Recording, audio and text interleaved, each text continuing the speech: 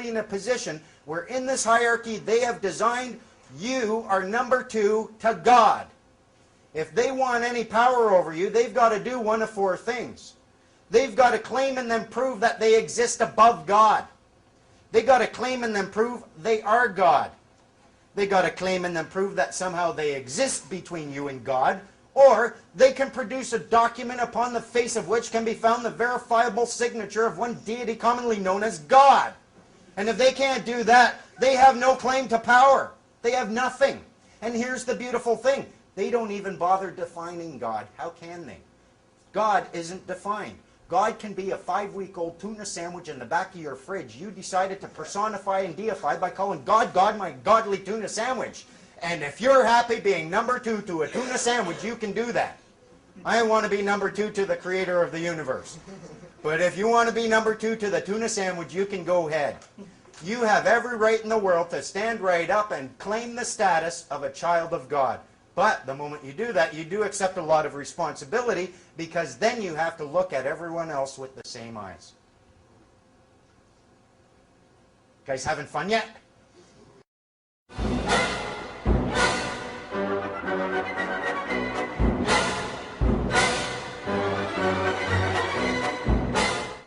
Tell you a little story. Who here doesn't like dealing with income tax people?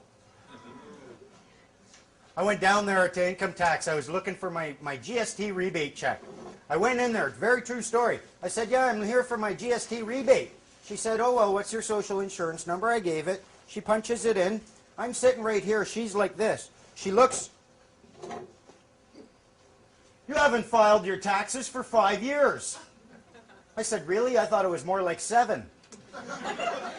She didn't like that. She went off. She said, what kind of person do you think you are? You want all the benefits. You want your road. You want your health care. You're the first to complain if you don't get your welfare. But when it comes time for you to file your taxes, you don't want it in. And I got to the point where I'm like... So she stopped. She said, okay, well, I'm going to put in the computer that you've been informed of your obligation to file. I said, nothing would make me happier. She went, huh? I said, yeah, you go ahead and you put that information in that computer. When you're done, I want you to put in that computer that I'm questioning the very validity of the Income Tax Act because I can't find the preamble anywhere. Put in that I'm directing you to read that preamble to me within 7 days, and that if you don't do that, that's gross negligence equaling fraud. When you're done doing that, I want to see the section of the act empowering you to belittle, berate, harangue, and harass me for 4.5 minutes like you just did. And if you can't show me that, I want to see your supervisor with a complaint form in their hands. She looked at me. She started fish-facing. She's... I waved my hand. I said, go ahead, put it in there. She said, I'll go get my supervisor. She goes, gets her supervisor. I mean, no judgmental here, but I thought it was a Coke machine and a gray flannel dress. She comes out. She goes, is there a problem here? I looked at her empty hands. I said, actually, now there's 2. I said, I directed that girl to come back to tell you to come to me with a complaint form in your hands, and I don't see one. So either you're going to go get a complaint form and come back to me, or you're going to go get your supervisor and tell them to come back to me with 2 complaint forms. She turns as gray as her dress. She leaves, comes back. No complaint form, quality assurance feedback report or something like this. So I start filling it out. I'm like, oh, what's that girl's name? Oh, Mary Sinclair. Mary Sinclair, she's behind the divider like this. I said, what's the date today? The girl tells me, she goes, December 13th. I said, I know that. What year is it? So, 2003. Okie doke. Hey, maybe we can settle this without a complaint form. Mary over there, she told me that I had some sort of obligation to file or something like that. She said, you do. I said, says who? She said, it's the law. I said, what law? She said, the Income Tax Act. I had gone to their librarian, sweet-talked that librarian moments before, got a brand new 2004 copy of the Income Tax Act. Put that down, said, is that what you're talking about? She looked at it, looked at the date, went, where did you get that? I said, oh, I have my sources. Is that what you're talking about? And she went, what does that word right there mean? Pointing out the word act. She looks at it, she went, I don't have to answer any of your questions. I reached into my little briefcase. I grabbed one of their pamphlets. Right on page 6, it says, your right to clear, complete, and accurate information. I said, look at that. It tells me I have a right to clear, complete, and accurate information. Wow, that tells me I have a right to ask questions, and you have a duty to answer them. There's 2,566 pages in this Income Tax Act. I'm pretty sure I can come up with 10 questions per page. When do we start? She looked at me like, why are you doing this? I'm like, because the government stole my baby. She said, well, that's not us. I said, it was people just like you. I mean, and where do you think they get their money from? So let's start. I got some questions. She's like, but.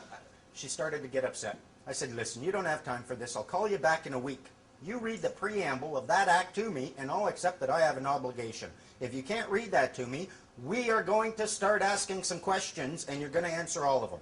I call her back a week later. The poor girl is in tears. She's crying. I'm getting in trouble for asking about the preamble. They're telling, I just want to help people get as much back from their taxes as possible, and I don't even know where to ask anymore. I felt pretty bad for the poor woman, eh? I said, look, here, you got my file open there. She opens it up. Yeah, it's right here. I said, did Mary Sinclair put in there that she informed me of an obligation? No, there's nothing here. Okay, here. You put in my file that I agree never to seek information from you, and you agree never to seek information from me, and we're done. Okay, I'll put that in your file.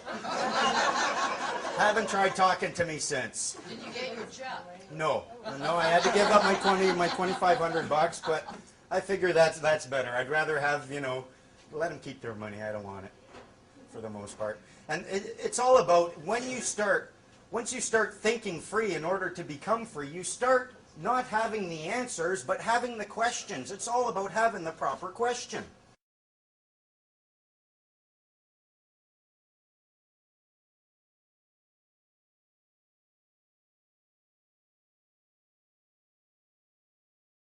A couple summers ago, I was doing stand-up comedy. I wanted to find a place where I could do some. There was a place called Here on Earth. It was an after-hours club. They were selling beer. They let people smoke pot. The government didn't like that too much, eh? No license or anything. I call them up. They said, well, we're shutting down. We're sitting here contemplating shutting down. Liquor Control Board shut us down last 4 weekends running. We're running out of money. I'm like, I'll be right down there. I got down there, looked through their Liquor Control Act, wrote a letter, sent it off, said open up next weekend. We opened up next weekend. Liquor control inspectors out in the alley. They have no power over unlicensed establishments, none whatsoever. I pointed that out to them. So they came with the property use. They put a notice right on the door. Notice this. I ripped it right down, wrote on the back, notice this. Gave it back to them. They came back next with first it was property use, then business bylaw. Where's your business license? You have no notice. Here, now I do. Notice this. Then they came back with the fire department. Fire department, we love you. You're going to keep us safe. Come on. Hey, how much is this going to cost us? They're like, oh, no, they're paying for it. Okay, just we don't want any contract with you, or we'll pay for it, but don't go hooping us. The marshal, he came in, replaced that one exit light. He ends up, he's in the alley, and he's telling the guy, I'm not getting involved in your politics. It's safe, and that's it. He walks off.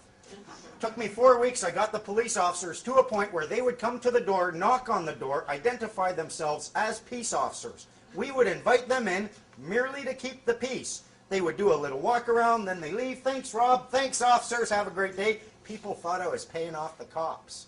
All I was doing was educating them, asking them the right questions. And at one point, while I'm in this process, a squad car comes up. I'm in the alley. I'm having a smoke, and squad car comes up, says, what's happening in there? I said, oh, it's a celebration of life. And they said, well, do you have a permit for that? I said, we need a permit to celebrate life? The guy, it was a girl driving and then a guy in the other thing, and she says, well, people are breaking the law in there. I said, well, what do you mean? Well, they're smoking pot. We have reports that they're smoking pot in there. I said, so? I said, that's against the law. What law? The Controlled Drugs and Substance Act. I'm like, the Controlled Drugs and Substance Act is a statute. You're failing to distinguish between statute and law. That's gross negligence. It's equaling to fraud. When your actions interfere with my rights or my comfort, you're being a nuisance, and that's an offense under Section 1. Okay, see ya. Come back later. You start pointing out the things, as long as you're treating them with a certain amount of dignity because you are recognizing them as human beings, They don't care. They've got better things to do than to try to be your master and to get you into the position of slave. Do we have a little film?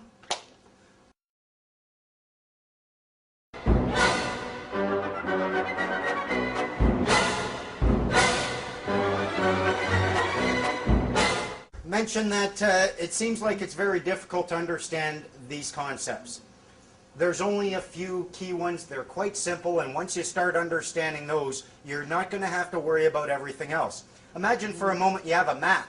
You want to go from point A to point B. You only have to worry about what's between point A and point B. You don't have to worry about everything else. We're going to try to keep it very, very simple, and the one thing, remember, Canada, it's a nation founded upon the rule of law. The rule of law, folks, is what this entire game is all about. It applies to everyone equally. I don't care if you're king or pauper, merchant or creditor or debtor. The rule of law applies to everyone. It's a beautiful thing. When you start understanding it and using it against the government agents, they're going to be hooped. The rule of law is very simple. It says conflict is avoidable. It's unnecessary. It's undesirable. When it raises its head, we are going to deal with it, and we're going to use discussion, negotiation, and then, if necessary, adjudication in a court of competent jurisdiction. You have the power to offer discussion. If they come to you and they want to get you into court, they'll try to get you into the adjudication. They want you to slide right past the discussion and negotiation phase, because in court, the judge can assume and operate on the assumption that you have tried to discuss, you have tried to negotiate, and it failed. That's where his power comes from. We have brought courts down. Wind goes right out of their sails if you point out, Your Honor, there has been no discussion in this matter and I can't consent to adjudication. They lose all their power. If you do this, one thing we did mess up with, you should have all the charges removed right then. They aren't discussing in good faith if you're discussing under charges hanging over your head. They are not set up to engage in discussion. The lawyers don't want to discuss it. They want to fight. They make all their money in adjudication. You can take all their fight away from them just by saying, look, I just want to talk. Just got some questions. I just want to talk. Give them notice of that. They have no power. The court's competency of jurisdiction is a result or the attempt of discussion and the failure of it. They have no jurisdiction without that.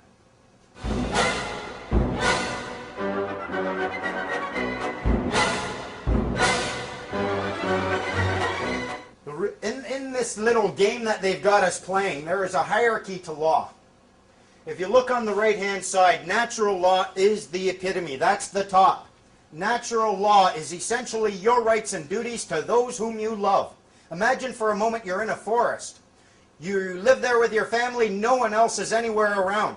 Your rights and duties to your family essentially boils down to the natural law. It's all about love. The natural law, what law is all about, it's all about fundamentally love. Below that, you will have commercial law. Let's suppose in this forest, there's now not just you with your family, there's another family, you live 100 miles away. Once a month, you want to trade some of your berries for his fish. The commercial law now will deal with your transactions. And this commercial law has to do with trust. You need to be able to trust the people you're engaging in commercial actions with. Below that, you have a common law. The common law, imagine for a moment in this forest where before you only had 2 people, now you got hundreds and thousands of families